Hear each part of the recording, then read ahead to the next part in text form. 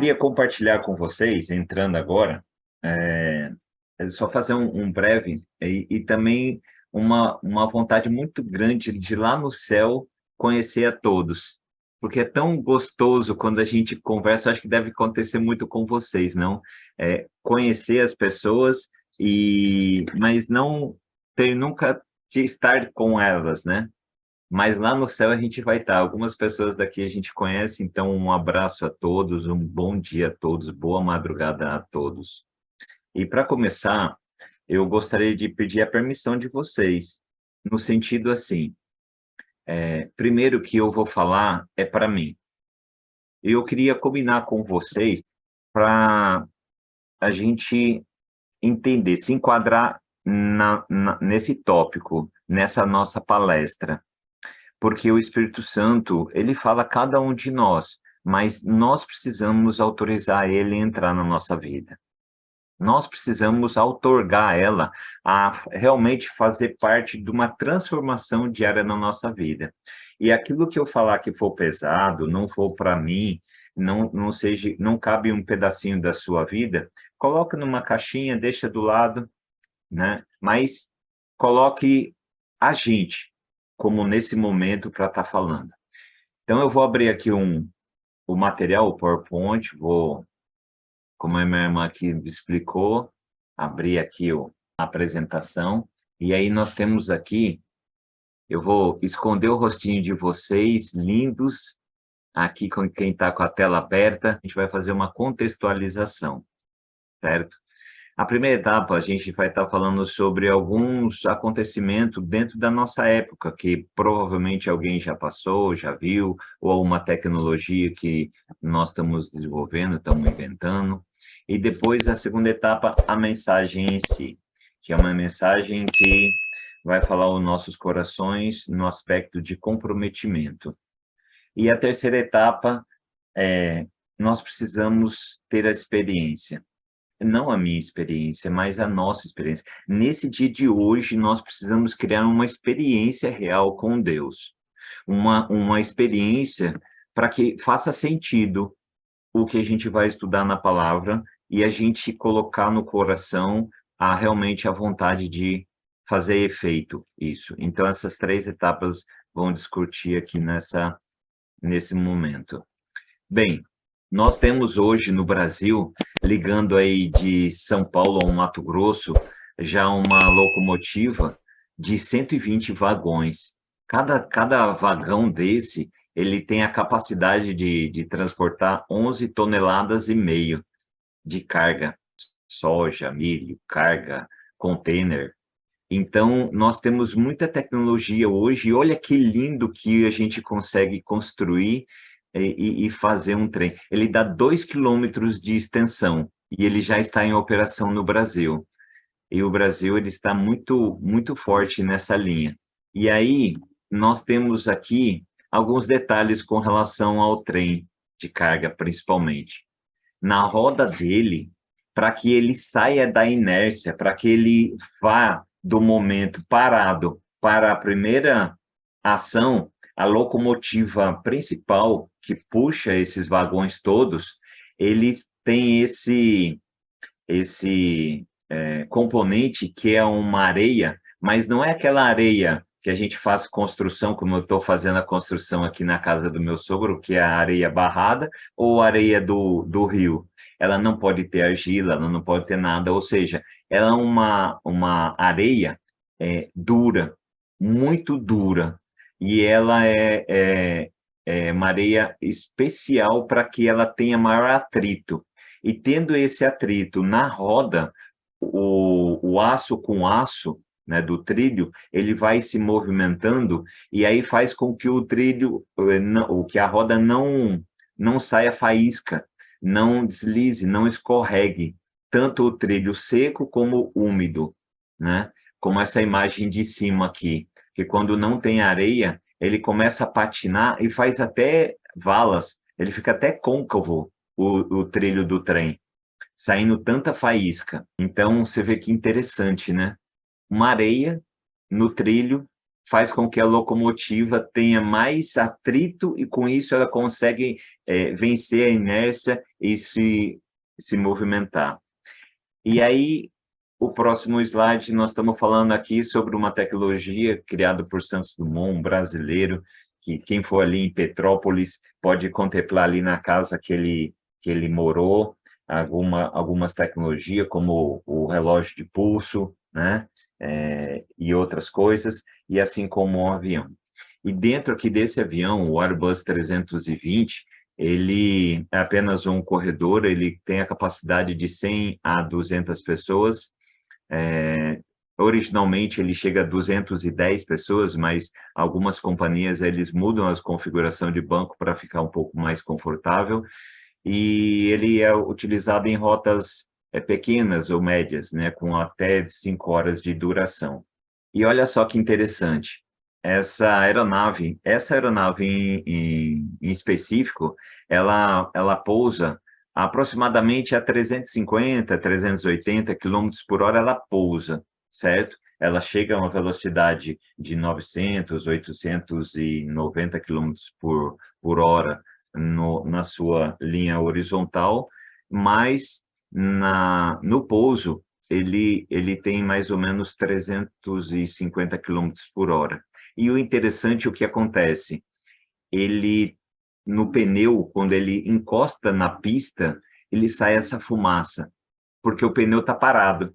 E ele tem esse atrito, e sai essa fumaça e desgasta muito a borracha, porque o avião, na sua carga com passageiro, com carga, aqui está a minha esposa, que trabalha com área de cargas, que conhece bem essa área, que comanda aí 43 pessoas e embarca aí 12 aviões todos os dias. Sabe o quanto é importante fazer o equilíbrio da carga dentro do avião, mas ele tem um atrito quando ele pousa na pista. E por que ele tem esse atrito? Porque aqui, ele na pista, ele tem que ser construído o groove. O groove nada mais é que essas ranhuras no berço da pista, em todo o seu trajeto, para que tenha um atrito entre a borracha do pneu e que não fique lâmina de água. Então, a água da chuva ela vai escorrer e vai para os lados, e aí depois ele faz essa, essa essa possibilidade da borracha ter o atrito físico maior com o asfalto, e aí dando essa parada e aquela fumaça toda. Então, quando a gente observa que sai aquelas fumaças quando a aeronave toca ao solo, é por conta disso. E aí, nós vamos entrar na mensagem. Nós temos a história de Jó, nós sabemos o que Jó passou, mas qual é a consequência? O que levou Jó a ter esse relacionamento com Deus, onde que ele fala, eu te conhecia só de ouvir, mas agora os meus olhos te veem. Será que foi alguma coisa tão simples para ele? Não. Jó já andava com Deus, mas ele ouvia falar dele. Jó foi considerado por Deus um homem íntegro, um homem reto. Quando Lúcifer foi questionar com relação a ele, ele questionou e falou, você não conhece na Terra um homem íntegro, um homem justo?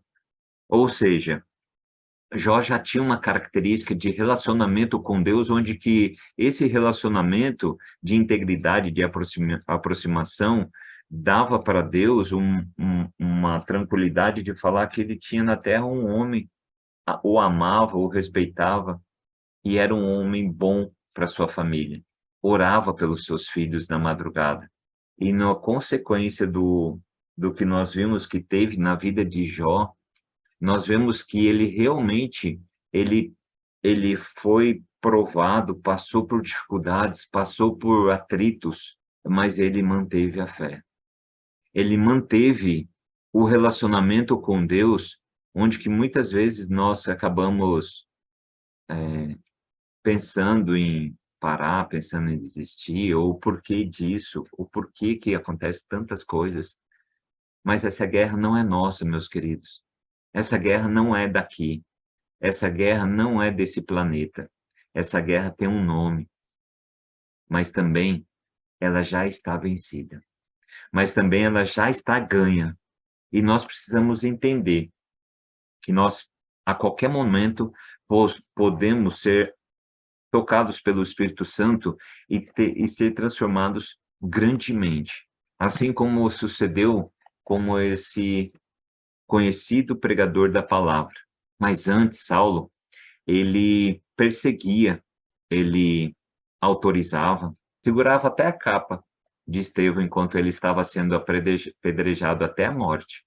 Imagine uma cena. Esses dias, numa madrugada dessa, perto da obra, eu vi um policial batendo no rosto de um cidadão já algemado. Gente, como é triste. Como é doloroso ver um homem batendo no outro homem, quanto mais apedrejando até a morte.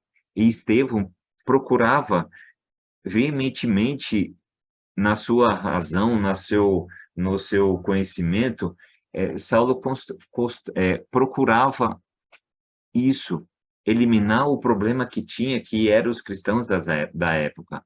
Até que, indo para Damasco, ele tem um encontro com Deus, mais especificamente com Jesus Cristo, porque Jesus apareceu a ele em luz, em glória, e falou: Saulo, Saulo, por que você me persegue?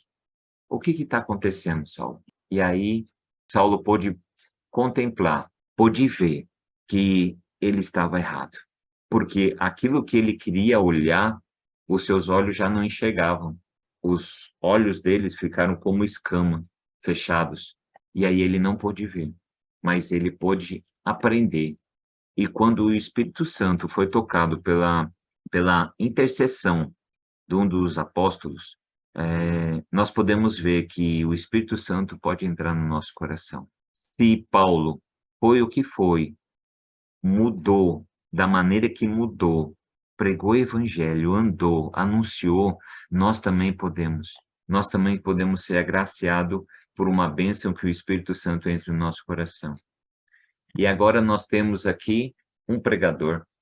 E esse pregador, Noé, ele classificado como uma pessoa que teve das mais complicadas ordens a ser cumprida, pois não chovia na terra, não caía água do céu, não havia relâmpago, não havia trovões, e nós estamos numa época agora saindo de chuvas, que nós observamos muitas casas sendo levadas, muitos trovões e pessoas que não são acostumadas, como aqui na região do Nordeste, que não é tanto incidência de raio, trovões, e a gente se assusta. Eu vejo pessoas até comentar que chegaram a entrar debaixo de uma mesa, embaixo de algo de tanto medo. Vocês imaginam na época de Noé, onde ele anunciou a palavra de Deus. E eu queria fazer um comentário para aquelas pessoas que estão com alguma dificuldade, no sentido de ter uma missão, estar com um projeto de vida e estar construindo algo, e você está com um neném chegando.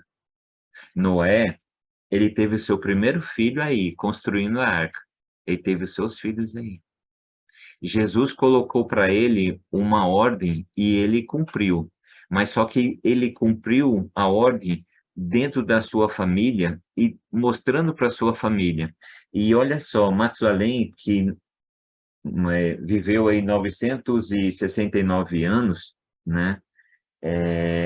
Teve a oportunidade de pregar para Noé, teve a oportunidade de falar de Deus e de escutar e testemunhar a construção desse barco. Lameque, 777 anos, e Noé, depois que construiu a arca, ele viveu mais alguns anos, mas ele estava com aproximadamente 500 anos quando ele fez essa travessia nesse barco.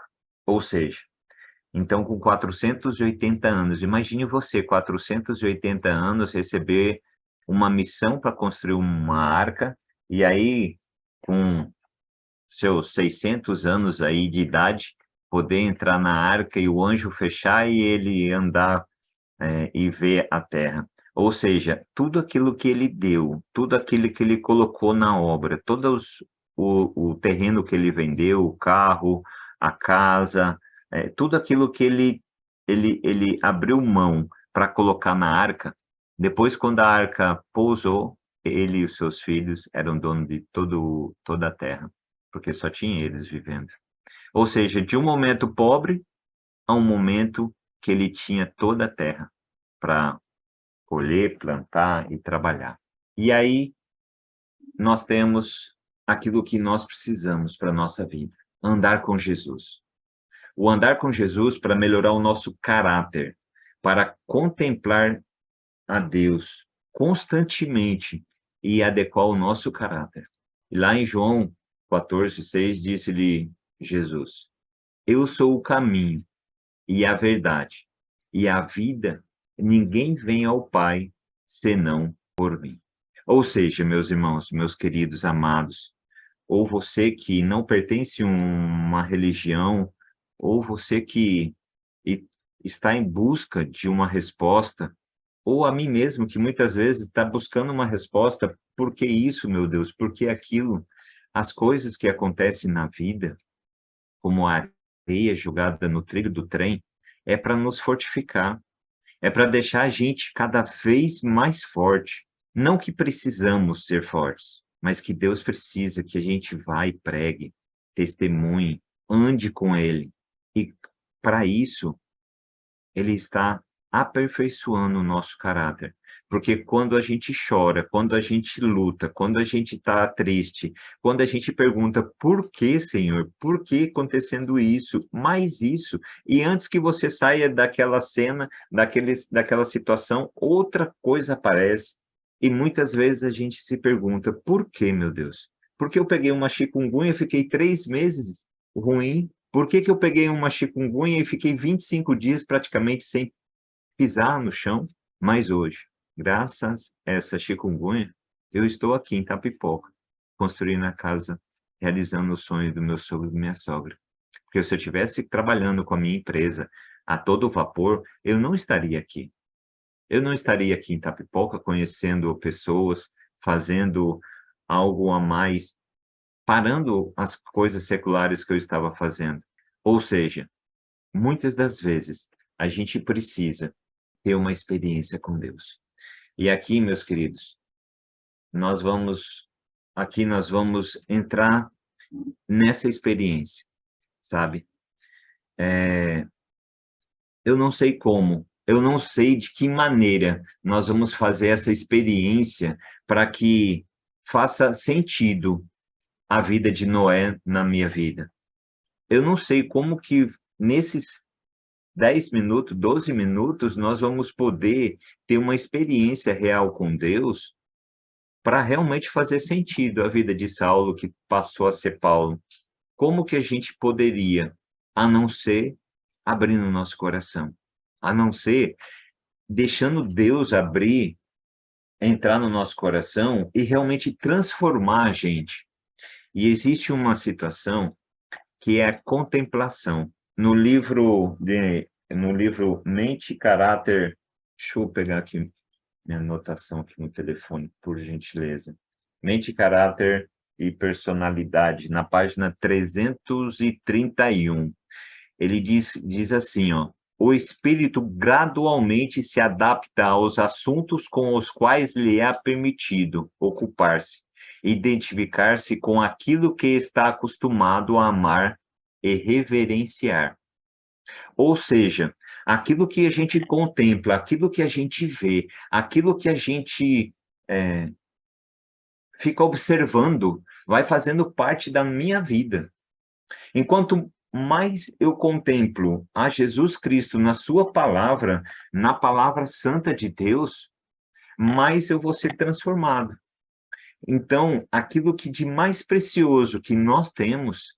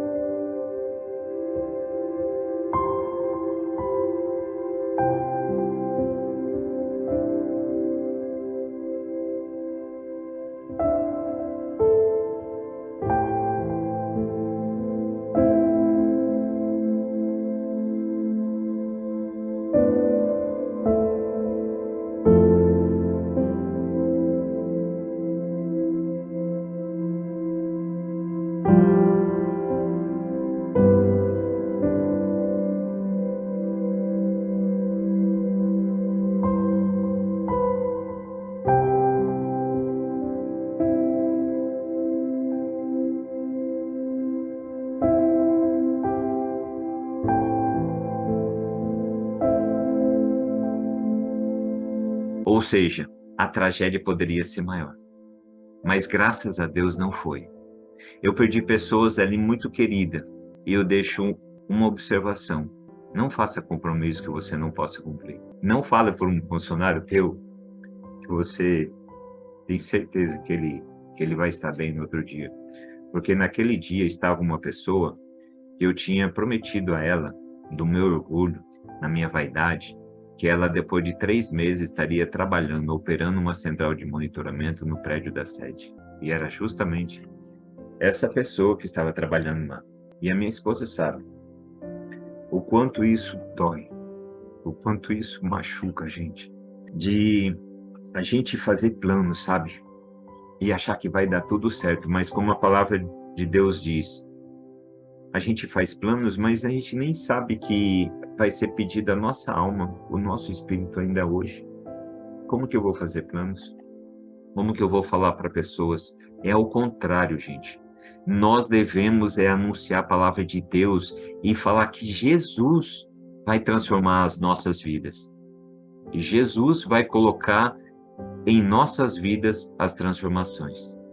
Então, meus queridos, eu coloco para mim, sabe, um comprometimento. E eu queria que você, dentro do teu entendimento, dentro daquilo que você vê, o mais importante que você tem, o mais importante que eu tenho, que é o caráter. O que a gente pensa, o que a gente faz, o que a gente come, o que a gente veste, qual é a nossa concepção sobre determinado assunto, se eu grito, se eu não grito, se eu conto uma piada imoral ou não, o nosso caráter, a nossa opinião, a nossa essência. Se nós podemos colocar a nossa essência diante de Deus e falar para Deus que realmente Ele está à disposição aqui no meu coração, no seu coração, para transformar as nossas vidas. Não deixe o fogo da terra, do enxofre, que vai vir, gente, vai vir. A gente fala em Jesus voltar, mas um pouquinho antes, muitas coisas vão acontecer. E aí eu pergunto para você refletir, durante todo o dia. Ei, você, eu vou até falar mais pertinho aqui de ti. Você está preparado para ficar afastado do teu marido? Você está preparado para não ver mais o teu filho, o teu pai, a tua mãe? Você está preparado para isso? Porque na volta de Jesus vai acontecer justamente isso. Uns vão e outros não vão. Por nossa culpa. Porque para Deus, Deus quer todos. Quando Jesus chorou, eu tenho a certeza que Jesus não chorou por causa de Lázaro ou por causa da multidão. Jesus chorou por causa de mim, por causa de você. Que nós não estamos pregando, anunciando a palavra e pessoas vão se perder por conta disso. Jesus chorou porque pessoas vão se perder porque nós não estamos dando nosso bom testemunho com o nosso caráter, que não está legal.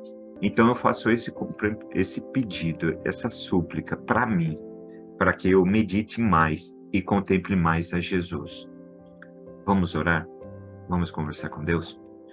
Querido eterno Deus, ó meu querido Deus, meu querido Jesus, meu querido Espírito Santo, contemple, Senhor, as nossas vidas, que o Senhor possa vir fazer morada em nossos corações, que o Senhor possa vir, Senhor, e transformar a nossa vida, como uma irmã aqui pediu e aceitou em Itapipoca, que ela aceitava que colocasse o nome dela, Tatiana, aqui no grupo de oração, e que Deus fizesse uma mudança grande na sua vida, fizesse uma revolução grande na sua vida, porque só de perguntar se já tinha esse tipo de carne e aquele tipo de comida numa loja de salgados, ela percebeu que tinha adventista.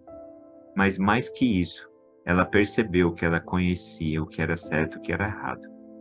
E ela aceitou a voltar aos caminhos de Deus. Mas para isso, Senhor, nós precisamos testemunhar, nós precisamos colocar a nossa vida à disposição das pessoas que estão excedentes, estão precisando, inclusive nossos familiares, que precisam reconhecer a Jesus Cristo como Salvador. Não outra coisa, não outro lugar. Nesse momento, Senhor, nos transforme a cada um de nós, dê a paz e a alegria, em nome de Jesus. Amém, Senhor.